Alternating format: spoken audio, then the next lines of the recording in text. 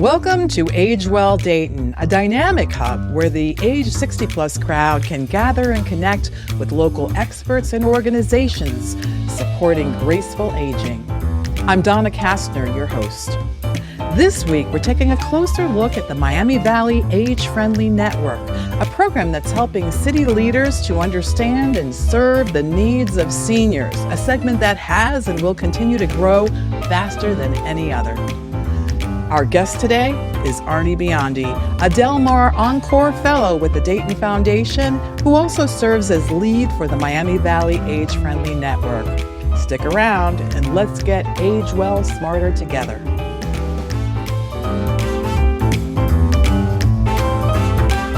Well, Donna, looks like we're back here again. We're back here for episode number 3, and I'm pretty excited. And let's tell those good folks out there watching what we got in store today. Well, Arnie Biondi stepped in and took over as Del Mar Encore Fellow, leading the Miami Valley Age-Friendly Network. And you might remember from past podcasts that that's a role I took on. That's your old role. And I'm watching what Arnie's doing, and boy, this program is moving to new heights. Oh, it's getting way better, It's Donna. way better. It's the 2.0 version. So let me ask a question, because those people who are watching for the first time have no clue what we just said. What is this Del Mar group that you're talking about? What do they do? Del Mar Encore Fellows. So it's at the Dayton Foundation. It is modern elders like myself. Modern elder versus an older elder? Younger elder. How's that? But It doesn't. There's no age limit on it, so I got to be careful. That actually could be a little problematic. Modern but anyway, elder. It's recent retirees typically that are like too young to be done, and they want to be engaged in supporting nonprofits. Yeah. Often the fellowships that are designed by the foundation rotate, or they're focused on complex issues, complex challenges, and that's certainly the case with the Age-Friendly Network. But there's typically 8-10 fellows engaged at any one point, and I'm saying too much, so I'm going to say, Arnie Biondi, welcome and thank you for joining us here at Age Well Dayton. Well, thanks for having me, Donna and Terry. Well, it's thanks, good to be Arnie. here. Sure. And maybe you can tell us a little bit more about who you are and what you're doing. Well, just very briefly about me, I had a 46-year career in public parks and recreation, and like a lot of folks, after I retired from full-time work, I was looking to still be purposeful and heard about the Encore Fellowship program, and the rest is history. So. And that's where I heard, we met briefly yesterday, right? And I said, I know that guy from somewhere. You used to run Washington Township Parks and Rec. Centerville, yes. I'm telling you, folks, who don't know about Centerville, it's the best part of Centerville is the parks. It really is. You did a fantastic job doing that. Well, thank you, Terry. I can't take too much credit, but I will echo what you said. I've worked at 7 different communities, never saw a park system like we have in Centerville, Washington Park District. It's really something. So can I ask your age? Am I allowed to ask that question? I think women take offense to it. Men are more okay with it, right? I'm the age of the year I graduated from high school, 71. Wow, you look great. So, thanks. So what made you say, I'm not done? Well, that's interesting. Not really sure. It was just more of a feeling that I still had something to contribute. Leading up to retirement, I told my friends, I don't want to be irrelevant. Right. And I think that goes for a lot of people who are retired. They still have a lot to contribute. No, that's true. Yet the fellowship program at the foundation, the Dayton Foundation, it's flexible. Right? It's part-time. It's flexible and part-time. And it fits nicely into this next chapter of life. Yeah.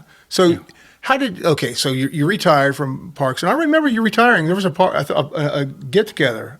It was a very small get-together because it was COVID time. That's right. 10 people at a time. So you retired, and then you got home and said, okay, I'm retired. And then you woke up one day and said, I don't want to be retired. I don't want to just sit here and watch Andy Griffith reruns. Yeah, that was probably about a year later. Okay. And by the way, I wasn't watching those reruns. I was still doing a lot, but I just... What were you doing? Well, I did a little consulting with a fellow I used to work with. Did a lot of volunteer work with Rotary Club, a lot with the Rotary Youth Exchange.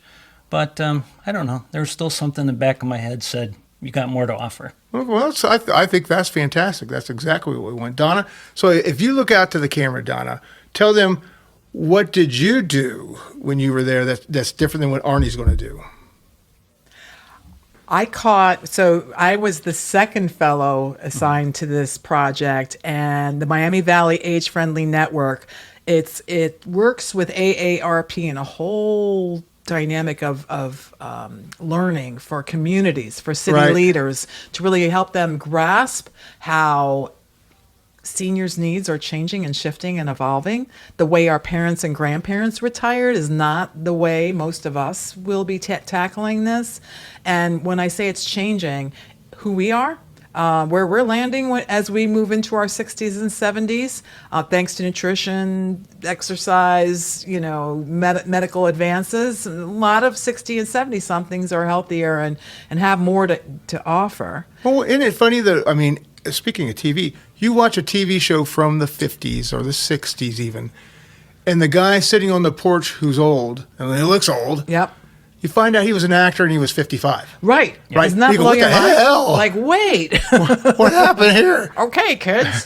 So it is true that, we're lasting longer. Yep. We got more energy. And longevity depends on us staying engaged. Like hitting a wall and stopping abruptly is not an age-friendly strategy. So what we're finding is like we have to create new pathways that might be more flexible and fit into this next stage because we are aging. Right. But what's really cool about the program is it looks not only at that, it looks at where you're living, what your financials, your health care. For all of us, there's different challenges we're solving at different times. So applause to both the Dayton Foundation and the Miami Valley Regional Planning Commission, who kind of co-own this initiative. Lee Semplis did the first year. Yep. When this program started, there was only one age-friendly community in the entire region, Yellow Springs. That's age-friendly, really? And that was in 2021. In a matter of a few years, there's now, 15? There's now 15, yes. Tell us a little bit. So tell us a little bit about why this matters, how it's evolving, and why people listening, why they should care. Well, I'm not real big on throwing a lot of statistics around, but one that as well is that by 2030, 1 in 5 Americans will be over 65. By 2034, there'll be more people over 65 than under 18. So that's hard. That's tough when you think about Social Security and Yeah. and the issues that they're going to have. If everybody's above taking out money, there's something going to happen there. yeah, and for the first time and you know what? It's not just in the U.S. It's in many, many other countries as well. But what's so impactful is now we have 20, 22, 23% of the population in any given community with different needs, anything from housing needs to a need like I have, which was to be employed or otherwise engaged socially. Right. And but our towns typically haven't been built for that. It was more like what you were saying. You retire, okay, there's a rocking chair, go sit on the porch. But I suppose it has a lot to do with baby boomers, we're that generation that was like Peter Pan, right? We're never going to grow up. No, I'll never grow up. Hell no. But I also think boomers reinvented nearly every life stage we've moved through. Why would we stop now? Yeah, that's true. So, Arnie, when you took this job, when they said, here's your mission, what was your mission? Because I'm still having a hard time understanding how you impact me. Sure. And the essence of the job really is helping these communities with their age-friendly action plan. And so there are, in the AARP program, there's eight domains of livability or age-friendly communities. And it's not automatic that you see, okay, I'm being age-friendly and you know what you're doing. But there is really a turnkey program from AARP that says, here's how you can go about it. So my job is really coaching. I think, Donna, you might say that as well. So you're coaching the cities. Coaching the cities and the people, hopefully some volunteers in there too, Okay. who are going to aid the city. And are all cities open to this? I mean, you're knocking on West Carrollton door and they're saying, "Here, come on in, Arnie. We want to hear about your or is it you got to fight to get in there to do this?" It's interesting you mentioned that. He just sent an email to someone at West Carrollton yesterday.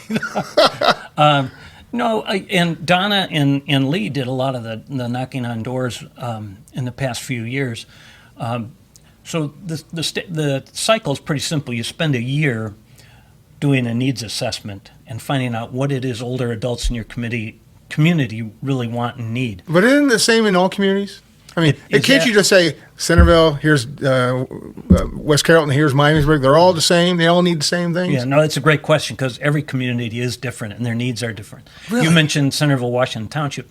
Terrific park system. Oh, yeah. So there's not a whole lot to be done to create public places, but other communities don't have that many parks. And so the need for park spaces or trails and parks might be very high in one community and not in another. So you're saying maybe make sure I hear this right, because you're an old parks guy, right? You're saying you need wider trails for people to walk on in a park. That's an age-friendly program that people might get around, correct? Yeah, it could be that. And more specifically on trails is that if they're not paved, at least they're smooth and they're without trip hazards, right? Yeah, okay. I got it. So now you're kind of going in and helping guide them to make sure whatever they do in the future is appropriate for aging adults. Yes, right. That's a big part of it. And it spans beyond the parks. So, for example, back in my day, that Yellow Springs, and I want to talk a little bit about the grant funding that the foundation's made available, but they applied for grant funding for a walkability initiative where they were smoothing out sidewalks, putting in more benches, and really creating a more walkable city. And this happens like kind of one piece at a time. It's so you can't boil the ocean. So you try to take on projects that will make an impact and might have some longevity you can continue to develop.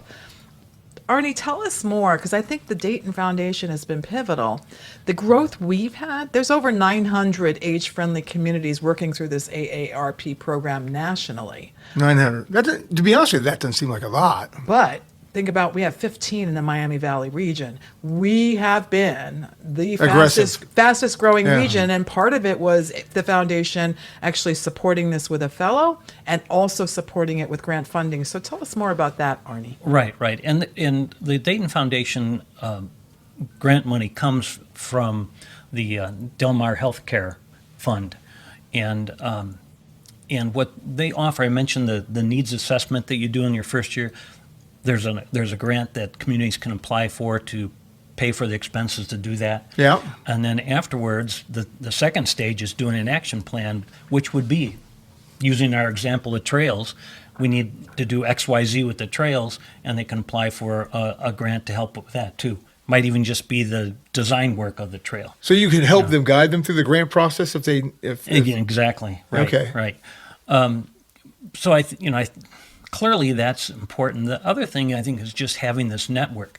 In Ohio, there's 36 age-friendly communities. And out of those 36, 15 are in the Miami Valley. And I think that really speaks to the benefit of having this network. And the network exists because, once again, the Dayton Foundation has provided support for it, both with Encore and with these small grants. So one of the, I'm just connecting dots in my mind as we talk here. You're the old director of Washington Township Parks and Rec. Centerville, Washington. They're I know. catchy about their name. The library, Centerville, Washington. One's Washington, Centerville. Yes, exactly. It's ridiculous, and that's my opinion, folks, as a taxpayer. Yeah. But the rec center, did that fall under you? No, that's owned and operated by the township. Okay, because the rec center seems like a place where every day when I go by it, that is so filled with seniors doing activities. Is that part of it? You go in and say you guys need a rec center to do these kind of activities, or do you help with that, or is that completely out of? No, that could very well be it. In fact, one of the communities up north of Dayton is looking at they lease space from another organization, but they're talking about having to expand that because they have more and more older adults, and they're looking for more space to do different programs. Right. Okay. Yeah. And your question calls out, I think, a challenge that we face in general with programs like this. You've got pockets of activity. You've got different organizations that might be tackling one need and another over here, and it's kind of weaving a thread and bringing them together in kind of an informal partnering, collaborating way, because I think the true solutions happen with multiple organizations supporting. I like to say you're a dot connector. You connect the dots with many different things to make sure they're all hearing each other. Yeah, absolutely. we work with cities and townships, and there's one county, but really so much of what creates a age-friendly community can't just be municipal services, right? It has to be partnerships and collaboration. Well, give me an idea. Well, outside of municipal services, I can't say that. You said it way better than I. What are you diving into? You diving into housing? You diving into things that help people with healthcare? I mean, what is the scope of this? Yes. Well, in fact, I'll tell you the 8 domains. Oh, the 8 domains. The 8 domains of age friendly. Sounds like a movie. Yeah. Social participation, respect and social inclusion, communication and information. All right, let's back up. We're going. Okay. I got social participation. What does that mean? What that means is not unlike what you see when you go by the recreation center, the Recplex.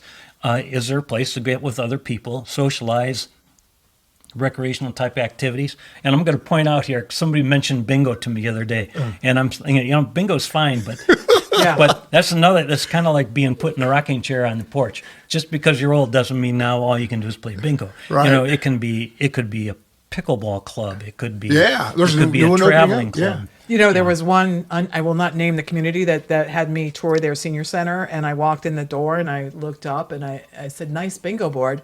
And between the bingo board being like the whole wall and the name of it, I said, you realize I'm 60 something and I'm probably not coming back till I'm, 80 something. and I might be wrong with that judgment call, but that's kind of where it is. So it is finding that place. Do I belong here? Am I going to be surrounded by other people that want to play bingo, which is perfectly fine, nothing against bingo, or by other people that want to roll up their sleeves and make a difference? And I think that's maybe one of the critical challenges for aging today. Where do I belong? And we all have different dynamics, but let me. All right, so give me domain number 2, Arnie. We got to keep you moving here. I don't want. This is good stuff. Come on. Respect and social inclusion. What the hell does that mean? No. I've asked that question on every single one of these. But I think it is a little fuzzy. But how do you know you're being respected? But a lot of it has to do with, am I sought out? So, for an example, if a city wants to be age friendly, are they going to reach out to people who are over 65 or around 65 and older and say, we need your input, we need you to help steer this, and not say, we put you out the pasture, your opinion doesn't matter. Great Traveling Wilburys song, just because you're old and gray. That's a good. I love it. You still got something to say. Yeah. So would that mean that maybe each township or city would have a committee of older adults that they meet with monthly and talk about things? Yeah, I don't know how often they would meet. That's up to each community, but that's exactly right. And we hope, and that's the guidance through the AARP program, that you have an advisory group, right? So it's not just top down, but it's people, if you will, laterally saying, here's what we really need and how are we going to do this. Now, I hate to get sidetracked, but don't you? I feel like if I got 8 seniors in a room, I'm going to hear nothing but complaints. Now, don't you have to kind of make sure that they come in with the idea you're here to help, to give us ideas and not just complain about why something's not working, or you know what I mean? Well, yeah, exactly. I think you have to set the stage, and sure that everybody's going to have at some time something to complain about. But I do. But the idea, yeah. Right. So that's where. So I'm going to jump in because that's like facilitating a meaningful gathering. It looks easier than it is. Right. And so you are going to have some of that. And so you set ground rules and you gather folks. And then sometimes when we're getting into that zone, it's not that you didn't hear it, you park it, and you need to remind everyone what today's meeting's about. Yeah, you got to be a little aggressive to make sure people don't get off. Like I'm being aggressive right now. Grace. Give me domain number 3, Arnie. Domain number 3 is pretty easy. It's communication and information. And that is just making sure that you are making information about what's going on in the community, whether it's social opportunities or employment opportunities, that people who are now retired or older still have access to that information. I think it's a real challenge because we grew up in a generation that used newspapers. Correct. And not very many people read a newspaper anymore. No, they don't. So that's in fact, that I'm going to say that's a low-hanging fruit that a lot of the communities will jump on and say, what can we do to expand our reach with our different community information? Right. Okay. So give me number 4. Civic and participation in employment. Employment, what I'm doing, what Donna did. Does. The notion is the notion is that there's a lot of folks who are older who are still very healthy, active, and would like to work, particularly I think part-time. Too young to be done. But is this volunteering as well, or is this Could be. employment? It can be volunteering as well. Because I think Yeah, that's the either key. As long as people are doing something, I don't care if they're getting paid or not getting paid. They may care, but I actually am gonna push back a little bit on you're the pushing something. back. It's not just something, especially for volunteerism, has to align with things that we care about. And that's a really, I Yeah. know that sounds like but it's not just any volunteer activity. It's understanding. It's almost like triage of understanding. What do you care about? Oh, here's a few organizations looking for people like you. But when you were a parks director, did you seek elders to come in and help you on a volunteer basis? Absolutely. And how did you find them? Through our volunteer coordinator. Let's Arnie stay out of the way. Already passed the buck. Okay. No, I mean, but seriously, like many public entities, City of Kettering is a great example. I worked there in the early '80s, and going back to the early '80s, maybe even late '70s, they had a person designated to coordinate volunteers, find and then help them match them to what they were interested Yep. in. Right? It's not just, hey, we need somebody over here to stuff envelopes. But So it what do you wasn't, like to do? hey, we need people. You actually said, let's find some people who then we'll figure out how to match them with something we might have. Right. Okay. Certainly. Yeah. Yeah. So at the park district, we had some people who led nature walks and other people who would volunteer to, cut out invasive species. And completely different kind of a thing. But sure. yeah, it depends what you wanted to do. All right. Number 5. And transportation, which is one of the more difficult things. I talk about there being low-hanging fruit, things that communities can do right away, and transportation sometimes can take a little bit longer. Transportation comes down to, I can't drive anymore. I don't. Let's just say you have vision problems and you lose your license. Yep. So how do I get to the doctor? How do I get to the grocery store? And so that's part of finding out what the transportation needs are of people in the community, and how can you find some solutions or help people find a solution. Because you might find at Farmersville where people are spread out, and Centerville where people are close. And you could almost walk to some bus stops in Centerville, right? It's a different thing. It's a different thing. And out in Farmersville, they may not have a bus line at all. Exactly. And even if they do, it might not go to where they need to go. So, yeah, so is there a church group, or is there a Rotary Club that has people who will volunteer to drive folks? And we're It's back that to sort of thing. communication. And if I could just jump in, I can no longer drive anymore is something few people ever personally say. Usually it's their adult children who love them and care about them that go. And I remember the conversation with my dad, Yeah. and it was a tricky conversation. And being armed with information and options and starting to kind of bring that into the mix is huge. That could be a whole nother program. Yeah, okay. Well, yeah, and part of the transportation, too, is this car fit program that is available for older drivers that we offer. Because sometimes it's not just you're not ready to be retired from driving, but you need a little help. And does a car fit you right? Is it safe for you to drive? Actually, good. So, Those are great points. yeah. Yeah, my car has like 15 cameras on it, so I'm all set,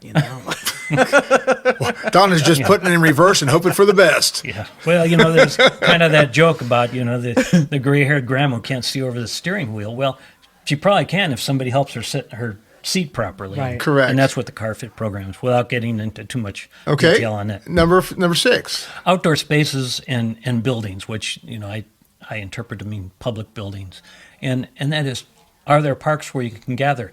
When you go to the park, is it something you can access? I'll tell you, in Centerville, Washington Park District, we had a lot of playgrounds and nice big parks. But to get to the playground, you had to walk over the grass. And we realized some years ago that, it might be difficult if you had a walker or Yeah. you just had a bad knee, but mostly it was difficult for moms and dads to get their kids there if they were pulling them in a wagon or they were pushing them in a stroller. So a lot of the things that we do for age-friendly, like a smooth pathway to the playground Right. to take your grandkids, is also good for the 27-year-old mom who's pushing a kid in a stroller. So that's what we're talking about, outdoor spaces. Not only do we have them, but are they accessible, and are they are they equipped and designed for people of all ages? So I just have a real quick side question. So let's say you go into, not Centerville, but Kettering, and you're dealing with those folks about how to create an age-friendly environment. Do you just tell them the things they do and you go, good luck? Are you actually riding the car with them and helping them along the way to make things happen? It's somewhere in between, I think. Would you agree, Yeah, Donna? It's yeah. somewhere in between. It's, I offer myself as a resource. So if they say, look, we got a problem with, or people tell us they need more transportation, what do we do? So I'll sit down and talk with them about some different options and Right. try to, you have to really identify the essence of the need before you can start prescribing solutions. And not to hit a weary phrase, but it takes a village. So you've got municipal, you've got grant funding through foundations, and then you also, the faith communities have been very involved in trying to close gaps around aging. So it depends, But I think Yes. what happens in your role, Arnie, is you serve again as a good connector, a good pointer channel. Have you check this out? So it may not be solved by the organization, but at least pointing them, and that's kind of what we're trying to do here as well. So are you in a push situation where you're pushing these folks? Or are you in a pull situation where they're pulling you in because they really want to do this?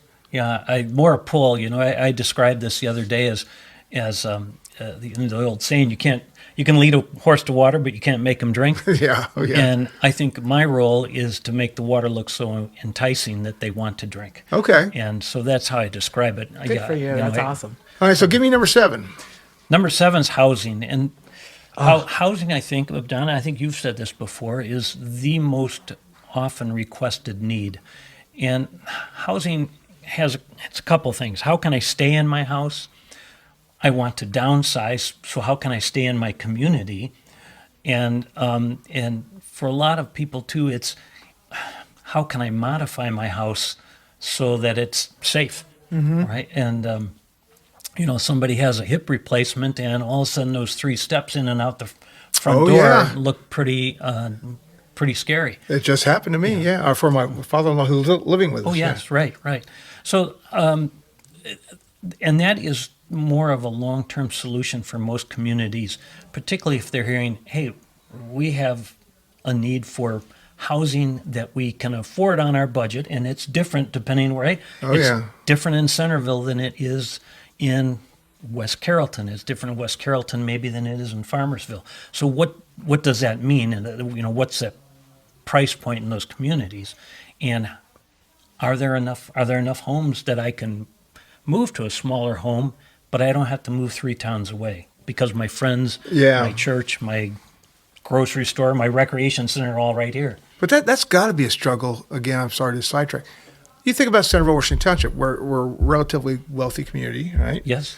And the last thing they want to be building in a wealthy community is low price point housing, right? They just think that's bad. And I don't think it's bad, but I think they believe that that's probably not what they want to have in the community. How do you tackle that when they're like, Well, it's a great example, and it might not be that Centerville, Washington, using that example, needs low-price homes. It's just, are there smaller homes, maybe maintenance-free homes that I can move into? Okay. And I'm glad you bring it as an example because there are a lot of townhomes, condos, duplexes in Centerville, Washington. oh, sure, absolutely. So I don't know that has come up as a high need. Yeah, all right. Well, in and first this and community. foremost, housing in general for all generations, there's some real constraints going on. I mean, there's inventory challenges, and I think the more you can understand and serve within reason your population of all generations, the better for everyone. And one other quick caveat. So your question, Terry, is great. These communities, they decide what they're going to pursue as far as age-friendly initiatives. So they don't have to take on all 8. No, AA, it's not all 8 domains. In fact, in my time, often it was 2 or 3 that kind of rose to the forefront from their assessments and surveys that they said, we're going to concentrate here. But it is locally directed, so they are not required. They decide what their action plan looks like and where it will focus. Okay. All right, so we're running short on time, but I do want to hear about domain number 8. Yeah, domain number 8 is health services and community support. And it's like you might assume, can people get the medical care that they need?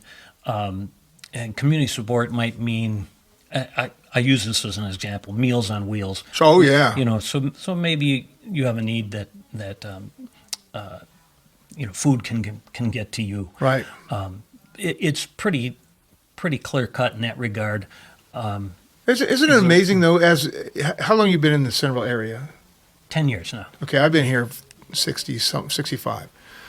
The number of buildings that have Kettering or Premier, it's just like that's all you see is healthcare buildings anymore. You don't see stores and shops. It's all healthcare buildings. So it's there can't be a shortage of that because everywhere you go. But one of the hidden challenges in this aging journey is making right decisions on what you're going to do, how you're going to fund it, Medicare, navigating through the Medicare challenges. Oh God, I just did that. So there's a lot of different dynamics that is the bucket that might be the biggest of all. Right. And there's lots of different directions you can take. So that's the challenge of being a fellow, is trying to help what you can help. Oh, right. And community support. Just this morning, a fellow from Washington Township reminded me that you can have your taxes done for free by AARP Really? at their recreation center. Did you know that? So that's a I community don't know if I support trust kind of that thing. free tax guy. I want the guy. I want the guy who's going to be slicking. All right, looking but for that's all- another program for another day. Program, yeah. I didn't know that. So you can go to the rec Yeah. center, take your taxes, and somebody's sitting there like at We're back to communication, though. Where did you find that information? And we don't see each Yeah. other enough, I and we're never not heard reading that. the paper. So it's all scattered, and it's trying to help move it forward. Yeah. Yes, you have to make an appointment, Terry, so don't just show up. Yeah, don't just pop in. hey, You show can up you with your check my box of taxes receipts. for me? Yeah, on April 12th. H&R Block. Those are the guys. H&R Block, right? They pop up every spring, and they have little offices. We could go on forever. I guess Yeah. if you could maybe give us two quick things. What's in the path ahead briefly? And in people that are listening to this and they're like, wow, I'm curious, either do I live in an age-friendly community or what can they do to learn more about this? Sure. I think what's ahead, and not just for Miami Valley, but the state and the nation, is really getting more and more communities on board and moving from that, what do we need, into acting and starting. I'm a big believer of pick the low-hanging fruit and use that to get momentum. Oh, yeah, absolutely. And get going. You can't change housing in a year, Right. but you can over the course maybe of 5 years. What was your other question? How do people get in touch with Oh, you? how do they get in touch? Our Yes. audience is largely the population being served, the age 60 plus Give population. them your cell phone number, Arnie. We want everybody to call you. Yeah. Your back phone. Actually, the best thing to do is just call your municipality, township, or city, and say, "Hey, are we participating in the age-friendly network?" And if they say yes, then you say, "Great. How can I help? How can I get involved? Do you have an advisory group?" And if they say no, you say, "Oh, how can I help? How can we get this going? Can I start an advisory group?" There you go. That's actually a great lesson for folks. If you don't hear it, take the action to make it happen, right? Say Right, right. you'll start it. That's brilliant. Yeah. Yellow Springs was mentioned earlier, and Yellow Springs, more than 5 years ago, started it, and it was just a group of residents who heard about this and said, "Let's do this." In fact, it's the Yellow Springs Senior Center that really is driving all that. They cooperate with the city, but the city wasn't the lead on it. So Right. it can happen both ways. Well, Arnie, I want to thank you for being our guest here on this podcast. Donna, any last words from you? I'm just so appreciative, and I am cheering you on, Arnie. You are taking this program into new dynamics. Even your answer, contact the city. That's really smart. Yeah. Well, and if you can't get through there, call Miami Valley Regional Planning Commission. There you go. And ask for me. All right. Well, this has been the Age Friendly podcast with Doctor. I'm so used to doing Doctor podcast with Donna. With Just Donna a regular Kessler. gal, but thank Dr. you Donna Kessler. so much for joining us, and we hope you'll join us next time. All right, folks. Thanks again. See ya.